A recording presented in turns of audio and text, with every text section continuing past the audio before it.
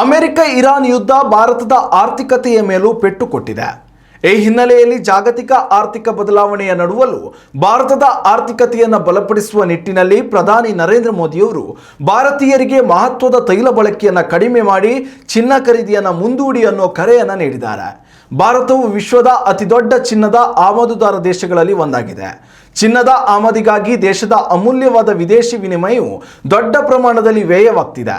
ಇದನ್ನು ಗಮನಿಸಿರುವ ಪ್ರಧಾನಿ ಮೋದಿ ಕನಿಷ್ಠ 1 ವರ್ಷದ ಮಟ್ಟಿಗೆ ಚಿನ್ನದ ಖರೀದಿಯನ್ನು ಮುಂದೂಡಿ ಎಂದು ಕರೆ ನೀಡಿದ್ದಾರೆ.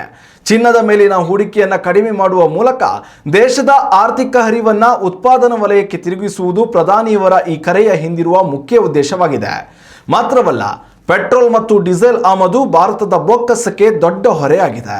ಹೀಗಾಗಿ ಸಾರ್ವಜನಿಕರು ಅನಗತ್ಯ ಪ್ರಯಾಣಗಳನ್ನು ತಪ್ಪಿಸುವ ಮೂಲಕ ಮತ್ತು ಸಾರ್ವಜನಿಕ ಸಾರಿಗೆಯನ್ನು ಬಳಸುವ ಮೂಲಕ ತೈಲ ಬಳಕೆಯನ್ನು ಕಡಿಮೆ ಮಾಡಬೇಕು ಎಂದು ಪ್ರಧಾನಿಯವರು ತಿಳಿಸಿದ್ದಾರೆ.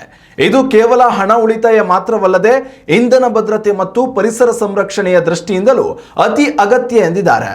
ಅಲ್ಲದೆ ಖಾಸಗಿ ಮತ್ತು ಕಾರ್ಪೊರೇಟ್ ವಲಯದ ಕಂಪನಿಗಳಿಗೆ ಪ್ರಧಾನಿ ಮಹತ್ವದ ಸಲಹೆಯನ್ನು ನೀಡಿದ್ದಾರೆ. ನೌಕರರಿಗೆ ಸಾಧ್ಯವಿರುವ ಕಡೆಗಳಲ್ಲಿ ವರ್ಕ್ ಫ್ರಮ್ ಹೋಮ್ ಸೌಲಭ್ಯವನ್ನು ನೀಡುವಂತೆ ಮನವಿ ಮಾಡಿದ್ದಾರೆ.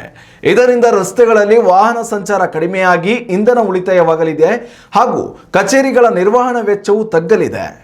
ಉತ್ತಮ ಸಂಸ್ಕಾರಯುತ ಶಿಕ್ಷಣದೊಂದಿಗೆ VSS English medium CBSE school Udupi Muddur. ನರ್ಸರಿಯಿಂದ 10ನೇ ತರಗತಿವರೆಗೆ ಶಿಕ್ಷಣದ ಜೊತೆಗೆ 5ರಿಂದ 10ನೇ ತರಗತಿವರೆಗಿನ ವಿದ್ಯಾರ್ಥಿನಿಯರಿಗೆ ಉತ್ತಮ ಹಾಸ್ಟೆಲ್ ಸೌಲಭ್ಯವೂ ಇದೆ. ನಿಮ್ಮ ಮಕ್ಕಳ ಪ್ರವೇಶಾತಿಗಾಗಿ ಈ ಸಂಖ್ಯೆಗೆ ಕರೆ ಮಾಡಿ.